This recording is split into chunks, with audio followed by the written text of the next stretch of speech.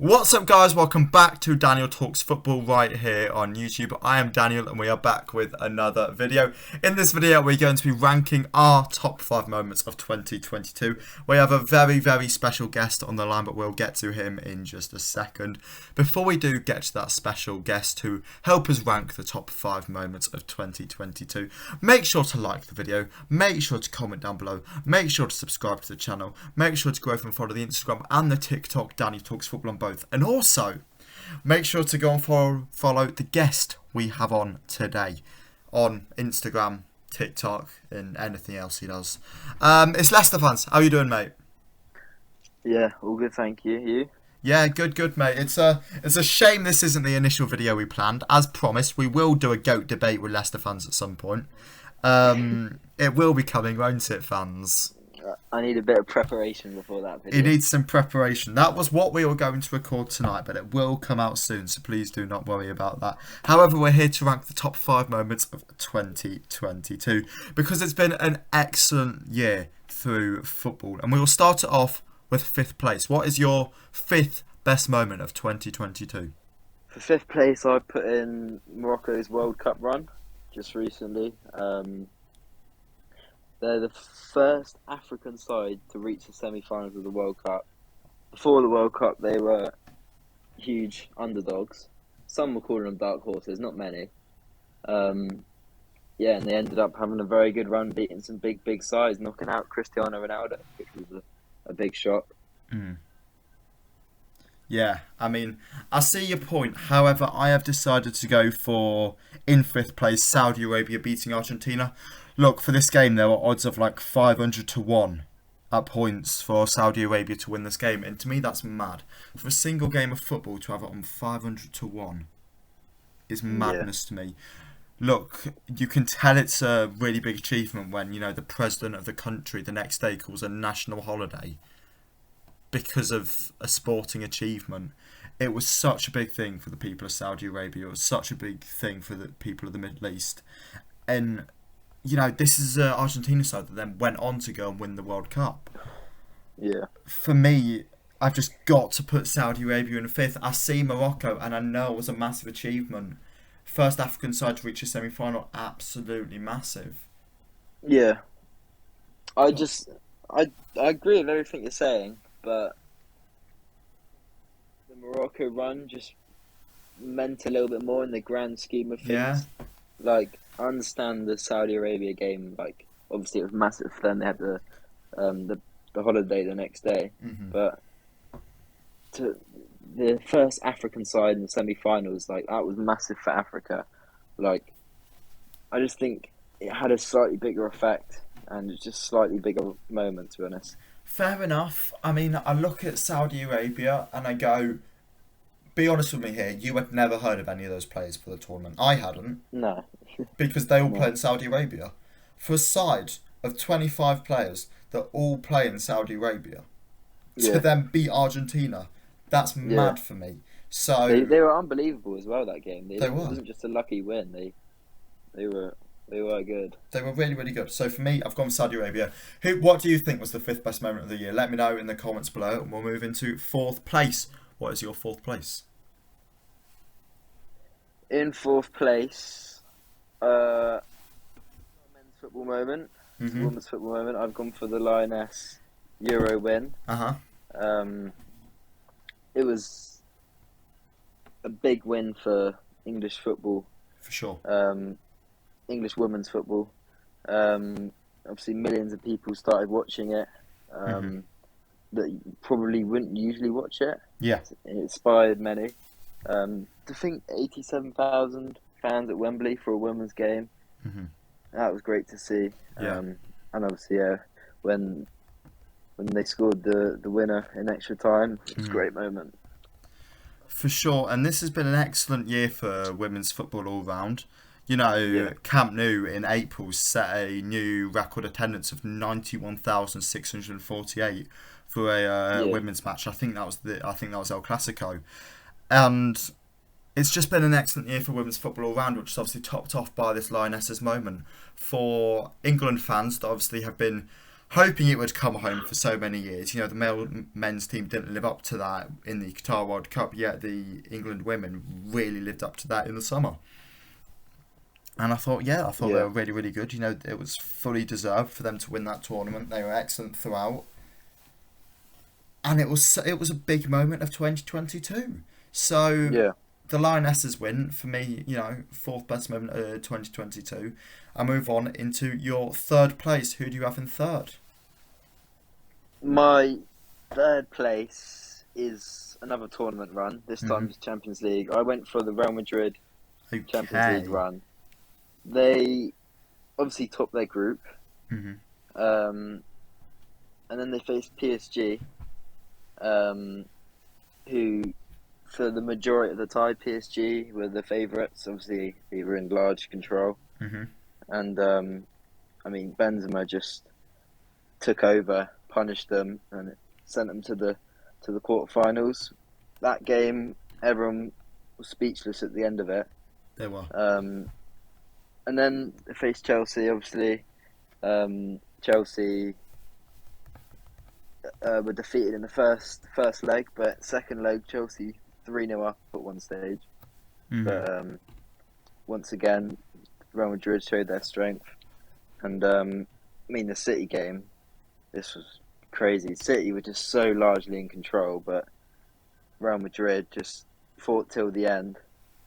And in the final, they were fairly comfortable. But for the majority of it, they were out of control. Like, they didn't have controls of the ties, but they always found a way. And for me, it has to be in the top 5 moments. So for me, it is in the top 5. However, it's not third. I've actually put it second. I feel like it's a really, really big achievement. And, you know, you watch that run, and I'm looking back at it now. It was such a mad run. You know, some of those games you've touched on there. Yeah. The Man City game where, you know, it was 4-3 to City in the first leg, and then Real won the second leg 3-1, which was a simply crazy game to watch. The PSG game, again. It was mental. It was. So it's so big. But for me, I've gone for Man City in third. And why I say that Real Madrid have beaten Man City is while Man City's Premier League title win was incredible, beating Liverpool on the final day to win the title after everybody thought that Man City would be, you know, were down and out from, probably like February, maybe January, February. Everyone were like, "Oh, Liverpool win this title," and then City just sort of crept up on them until the final few moments, and then what happened. It was such an incredible run, and I don't think I need to tell you that because I know you've got it in second place. But for me, just the Real Madrid's run to the Champions League final, nobody expected this Real Madrid side to win the Champions League. Their run to the final of Man City, you know, beating out PSG in the group stages.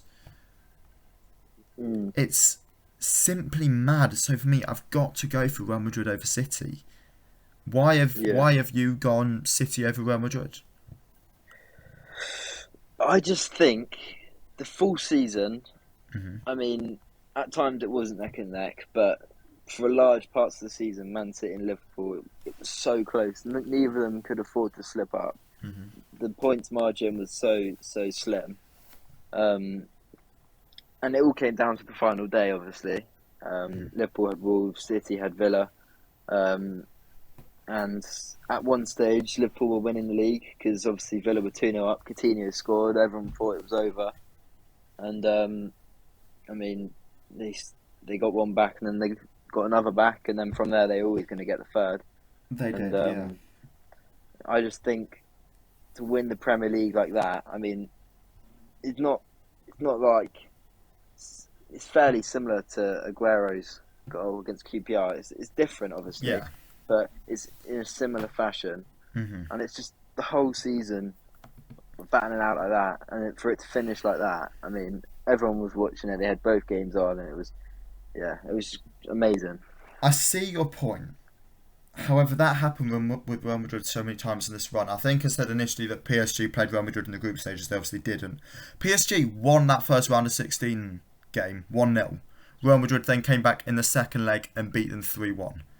In the quarter-finals, Real Madrid won the first game 3-1. Chelsea then went up like 2-0 in the second game, and Real Madrid had to fight back again in extra time to win that. Semi-finals, you had the Man City Real Madrid game, which was 4-3 to Real Madrid, and then Real Madrid won the second leg 3-1 in extra time after being 1-0 down, and everybody thought it'd be done and dusted. Was it Rodrigo who got the 2 goals? Rodrigo and someone else, whoever it was mad. And then Real Madrid going on to win the final, which was, to be fair, a fairly dull final. I've got to go with Real Madrid. I just feel like there's so many upsets that happen in that game. For it's me, hard to disagree. It's hard to disagree. I think we're both making very similar points. We are. It's just, I mean, they're almost as good as each other, to be honest. So, I mean, yeah, I'm going to still stick with Man City second, just because I just think the full season battling it out and to win it like that, 3 goals after being 2-0 down, just Liverpool thought they'd won it, and to win it like that, it was amazing. But I think what would have topped it for me was a bit more of an entertaining Champions League final. I know Real Madrid got the job done; that's all that matters. But like, I see your point. I think the way it ended in the Man City game was just unbelievable. Fair enough. All right, fair enough. Well, comments. Let us know. We'll move into our first place. In first place, I've got Argentina winning the World Cup. Messi bringing the World Cup trophy home in his final ever World Cup. It was a sight that made me emotional, to be honest. Watching him do that in the way that he did it, after such a tough tournament, after losing the first game to Saudi Arabia, having to battle through Mexico, Poland, and then, he just went on and did it. And it was something we were all kind of going, will they beat France? That final versus France was the best World Cup final of all time. 2-0 to Argentina. Then France battled back with Kylian Mbappe. Then, Argentina went ahead in extra time again with... Was it Messi in extra time? I think it was. Yeah. And then Mbappe goes on to score again. Then Martinez with that last minute save to prevent unbelievable France. Match. And then Argentina scoring their penalties and France missing one and Martinez saving. It was just such an incredible moment. Argentina winning the World Cup is obviously the main thing, but just watching the best player of all time lift the World Cup trophy, nothing's better. Yeah. I've obviously gone for Argentina winning it, winning the World Cup in first place as well. I think that's, let's be honest, the only one that could be first. It is. All tournament they were strong, bar the first game. It was a tough tournament for them, obviously, but Messi throughout was just unbelievable. He got like 10 goals and assists at the end of it in a World Cup, which is just mad. He got them to the final. I didn't think they were going to beat France, but none. Right. They obviously 2-0 up, largely in control in the first half, and then Mbappe brace. I mean, no one saw that coming. No. Extra time. Everyone knew Messi was gonna. Everyone knew it was going to be Messi's moment, but he got his moment. But obviously Mbappe had the late penalty. It was just back and forth. It was. And then obviously the late save. That was unbelievable. And then obviously the penalties. Argentina had the ball, and Lionel Messi got the deserved end. For sure. I mean, as I say, I look back at it and I go, it was fully deserved for Argentina. Yes, they had that wobble at the start, but it's a weird one. I said going into the run-up to that France-Argentina game, I said Argentina would win it on the channel. I did a prediction video. I said 2-1 to Argentina after extra time. Obviously, actually, I think he ended up saying that Messi would score in the 117th minute, coming in off the right wing on his left foot. Now, I'm not quite sure when Mbappe scored, but if that was the 117th minute, ask me the lottery numbers, because I feel like I may have sorted out something there. It was just a truly incredible World Cup, though, and as I say, it's a game that will go down in history because Mbappe scored on the 118th, for God's sake. If that would have been the 117th, mad. But crazy tournament, fully deserving of the first place, and I think everybody else will agree with that. Thank you for coming on the channel, mate. Always appreciated. Such a great friend of the channel. Before you go, is there anything you want to promote? Yeah, Instagram, Leicesterfanz with a Z, and the same for TikTok as well. Perfect. All right, go check them out, and we'll catch you all again in the next video. See ya.